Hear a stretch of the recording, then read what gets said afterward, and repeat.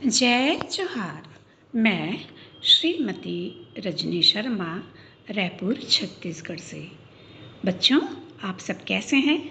आइए आज हम इंग्लिश विषय के आर्टिकल के बारे में समझने का प्रयास करते हैं।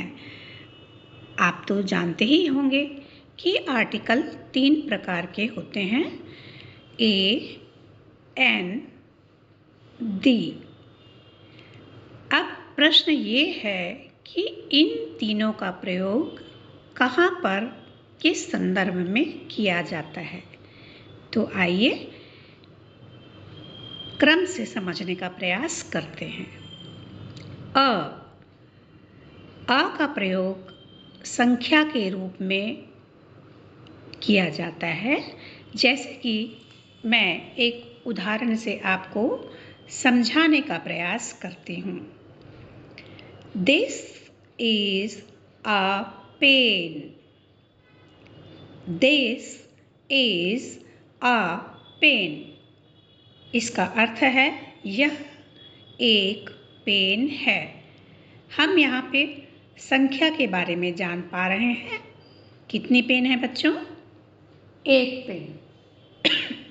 अब इसी प्रकार दूसरा उदाहरण लेते हैं। This is a car. अर्थात यह एक कार है। इसी प्रकार अब हम दूसरे आर्टिकल पे आते हैं, एन। अब आप सोच रहे होंगे इसका प्रयोग कहाँ करना है। तो बहुत ही सरल है। जैसे कि हम हिंदी में स्वर व व्यंजन जानते हैं, उसी प्रकार इंग्लिश में वॉवेल्स होते हैं। अर्थात यह 5 अक्षरों से मिलकर बना है। वो अक्षर कौन कौन से हैं बच्चों?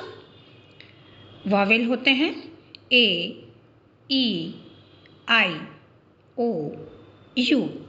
अर्थात इन अक्षरों से शुरू होने वाले शब्दों के सामने हम एन लगाएंगे।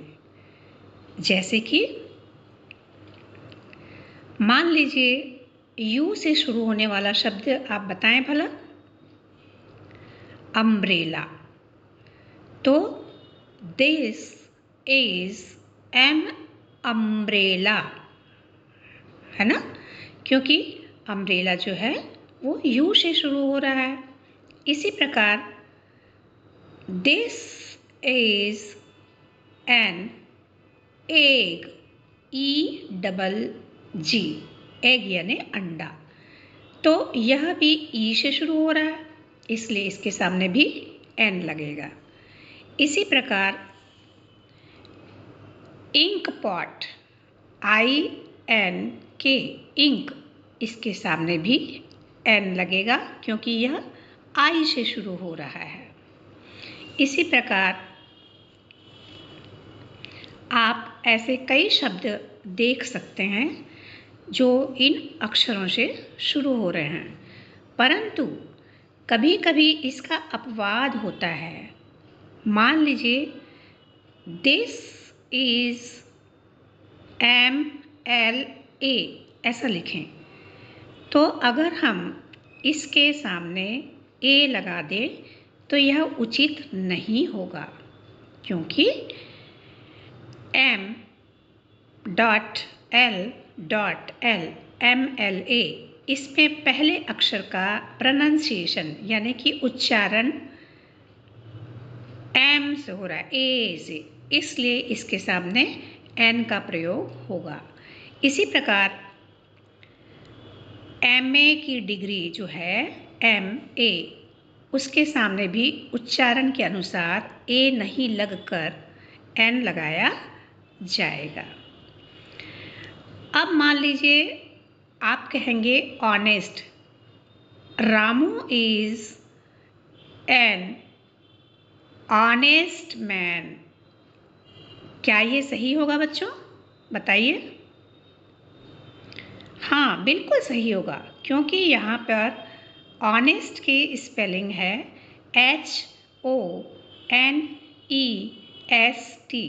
अर्थात हम यदि इसे हॉनेस्ट पढ़ें तो यह गलत हो जाएगा। अब आप कहेंगे ये H से शुरू हो रहा है तो इसके सामने A लगना चाहिए, पर ऐसा नहीं है बच्चों। यहाँ पे पहला जो अक्षर है उसका उच्चारण साइलेंट होता है, इसलिए हम ऑनेस्ट पढ़ते हैं और ओ की ध्वनि आ रही है, इसलिए इसके सामने एन लगाया जाएगा। अब आगे बढ़ते हैं बच्चों। तीसरा आर्टिकल द इसका प्रयोग किसी खास जगह, वस्तु या संदर्भ में किया जाता है। जैसे कि उदाहरण से समझिए,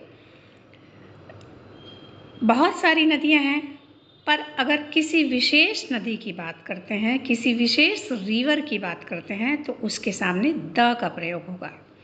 जैसे कि the Ganga, the Yamuna, the Saraswati. आप इसी प्रकार से ग्रंथों के आधार पर भी ले सकते हैं।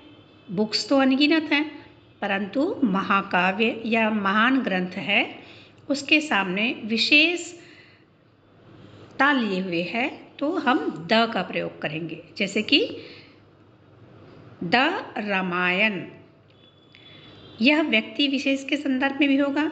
The Ram, the Ravana, the Saraswati. अब आप कहेंगे कि यूनिवर्सल संदर्भ में अर्थ EARTH, अर्थ, यह तो ई से शुरू हो रहा है तो इसके सामने एन लगना चाहिए ना। नहीं बच्चों, यह पृथ्वी या अर्थ विशेष है। यह आकाशगंगा का एक महत्वपूर्ण खगोलीय पिंड है, इसलिए इसके सामने जब भी हम लिखेंगे द का प्रयोग करेंगे। आशा है आपको समझ में आया होगा। आप अभ्यास कीजिएगा। धन्यवाद।